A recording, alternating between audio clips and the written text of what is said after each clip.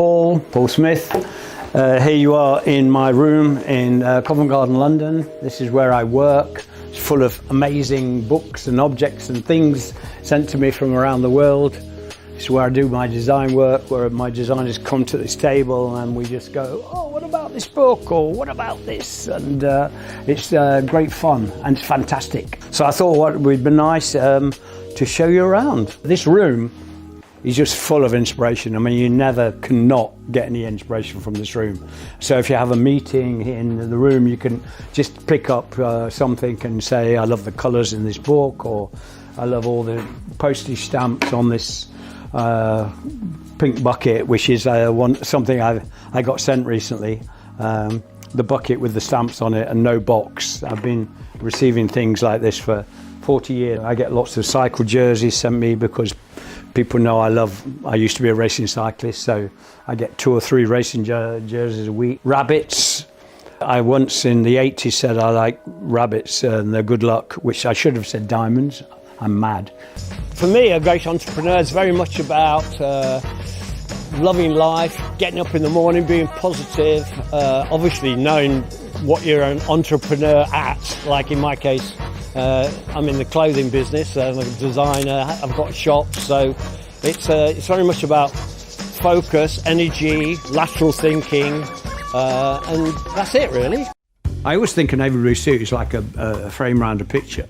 The frame holds your eye in, so whatever you do in the middle, whatever the picture is your choice of tie, t-shirt, hoodie. The outfit I'm wearing is what we call the modern working wardrobe.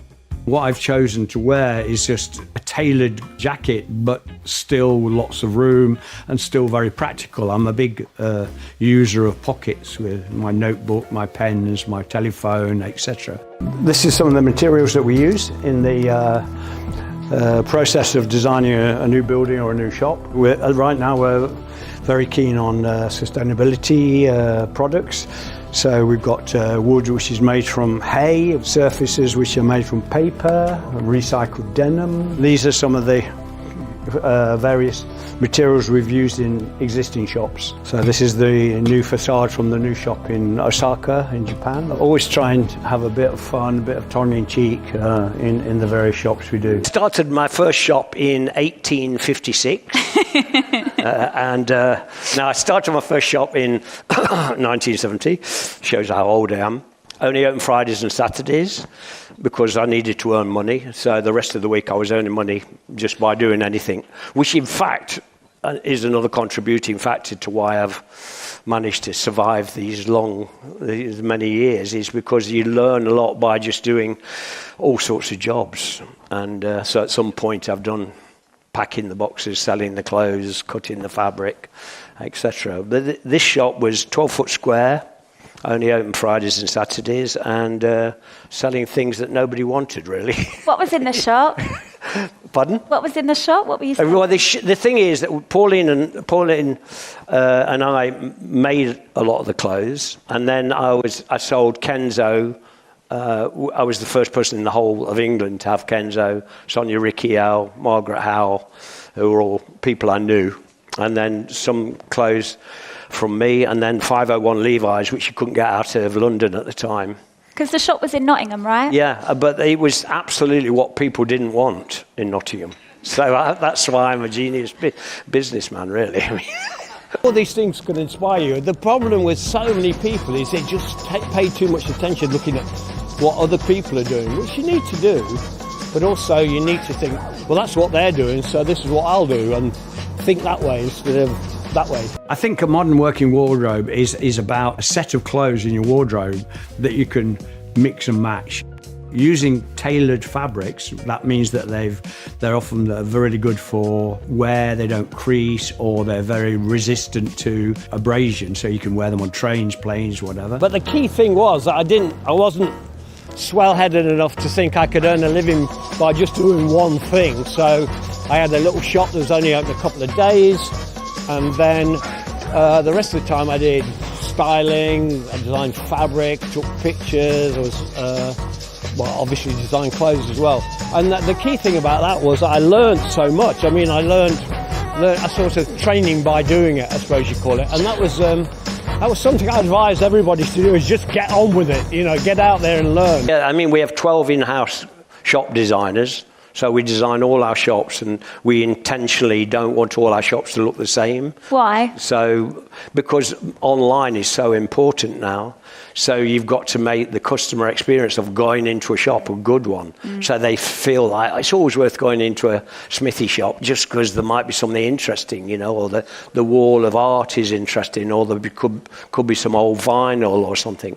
So you just, otherwise, if all the shops look the same, It's too generic. no reason to boring. go to them. You might as well just go like that online. I'm very lucky because, you know, I've been with the same lady since I was 21. Yeah. And so we're such very, very, you know, happy with each other. Yeah. We're happy with our lot. We've never been motivated by money. We've just been motivated by the joy of life. And The experience. yeah, well, just the joy of life, the joy of touch, the joy of conversation, the joy of emotion, the joy of...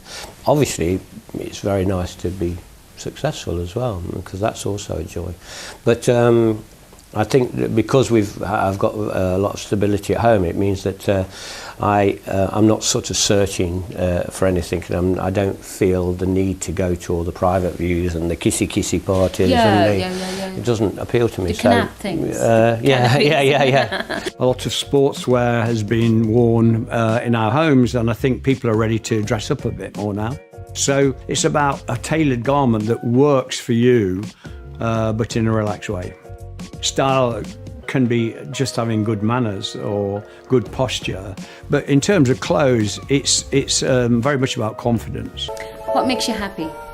Oh, every day. I mean, I just seem to have a love of life, which feel very privileged to have. So, just being fit and healthy and alive. That's it. What's your luxury? Time, more, silence, time, wild flower fields. What is luxury then? You know the way people have this idea that luxury isn't what you've just said. There's this preconceived... Well, the preconceived idea of luxury is something that costs money probably for a lot of people. Whereas I find that the privilege of freedom is luxury for me. The privilege of silence, the privilege of being able to make your own decisions. So it's very different to a lot of people's luxury.